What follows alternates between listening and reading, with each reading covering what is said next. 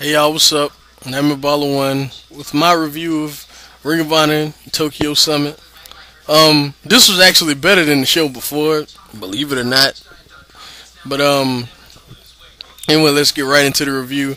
I'm gonna be honest with y'all. If y'all go to the Ring of Honor website and y'all thinking about buying this, the first match that's on here I actually didn't watch, so I'm just gonna let y'all know. I'm assuming it's alright though, because all the guys in here can work to a degree, but I haven't watched it. Be honest with you. But anyway, what I watched was the official opener to the show, which was Austin Aries versus Tyler Black. First, Austin Aries came out, called out. He said tonight he's taking the fight right to the Age of the Fall. So Tyler Black come out here. They had a pretty good match. It wasn't that long. I'd say about 2 3/4 stars. It was quick to the point. Nice little match. You know what I mean? That's about it. Then afterwards, Jimmy Jacobs comes out, jumps Austin Aries, beats him down, the whole nine. Says he's going to take the title from Nigel later on in the night. As we all know, that did not happen.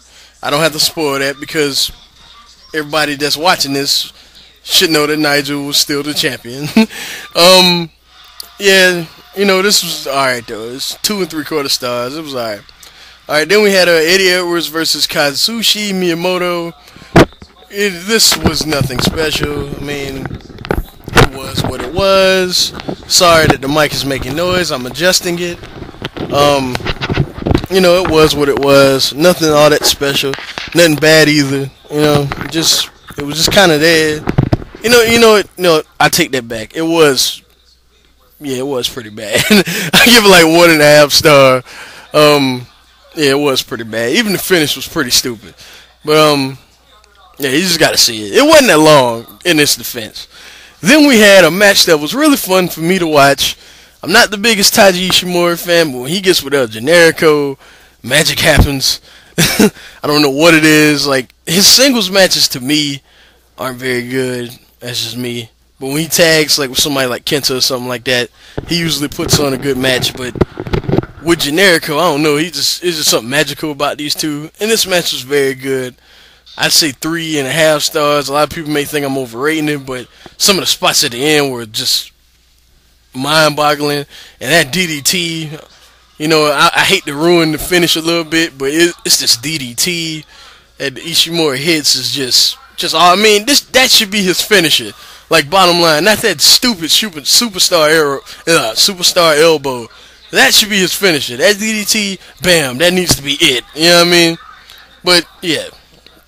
This is 3.5 stars. One of the matches on here I would definitely recommend. Alright, then we had a match that I expected more from, but didn't get. And to set up this match early on in the night, we had a backstage promo with Larry Sweeney, Davey Richards, and Takeshi Morishima, basically saying that Sweet and Sour Inc. was expanding. You know what I mean? And Go Shiozaki hooked it up, and he got Takeshi Morishima to help Sweet and Sour Inc. And there you go. So the next match was Jay and Mark Briscoe versus Davey Richards and Morishima. I thought this match would be a lot better. It was still a good match. I give it 3, and that's probably because I'm a mark for all 4 of these guys. But I thought it'd be a lot better than it was. Still was a cool match. I'm not gonna say it wasn't, because it really was. But yeah, 3 stars. Morishima basically throwing his weight around, and the Briscoe. This match had very good psychology. Believe it or not, from the Briscoes, but the Briscoes had to double team Morishima to keep getting him off his feet and stuff. It was real good, storytelling in this. Believe it or not. Even though I like the Briscoes, I will admit they are kind of spotty. I'll admit that. All their matches have build, but they are spotty. It's hard to explain. It's real weird. But anyway, moving on. Next match on the card, and Danielson cut a really good promo to hype this up. Even though, well, never mind. But he cut a very good promo to hype this up, saying he never won a singles title in Japan, and he wanted to do it. And spoiler, that's what he did in a great match. 4 1/4 star, great match, yo. I can't say enough about this. Danielson is just the man, and oh yeah, his opponent Kanemaru at the time, GHC Junior Champion, you know, he's also a very good wrestler. Danielson was able to pull, you know, just an awesome match. You know what I mean? You can tell for some odd reason Danielson like he was hurt. He usually is hurt all the time, but you can tell that he was kind of off. But even with that being said, he still put in work in this, and this was a great match. 4.25 stars. I cannot say enough about this. You've got to see this match. All right, and the next match I can't say enough about. Y'all got to see Kenta and Kota Ibushi versus Naomichi Marufuji and Katsuhiko Nakajima. This match was amazing. I mean, Marufuji and Kenta, as y'all already know, they work well together. Kenta and Nakajima, in case y'all haven't seen their matches with each other and the tag matches they've been in against each other, they have very good chemistry also because they're very similar. And Kota Ibushi, he was just fitting in his spots when need be. You know what I mean? It worked very well.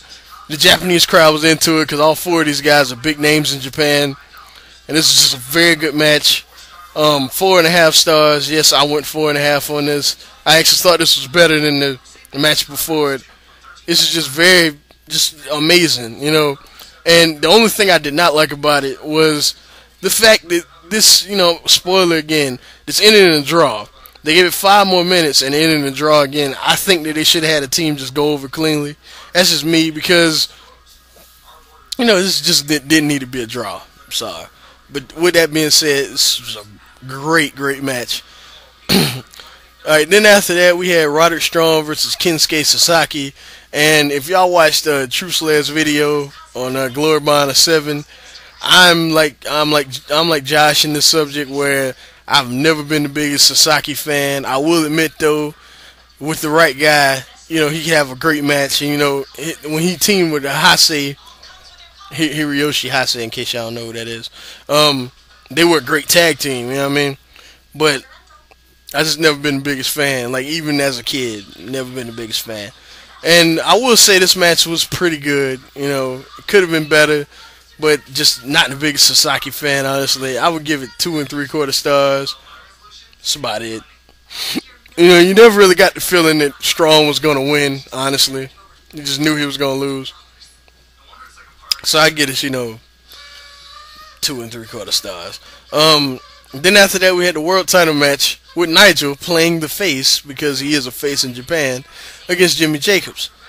Now, oh yeah, and I regretted to inform y'all that after the Briscoes match, Jimmy Jacobs jumped Jay Briscoe and took him out of action. So there you go.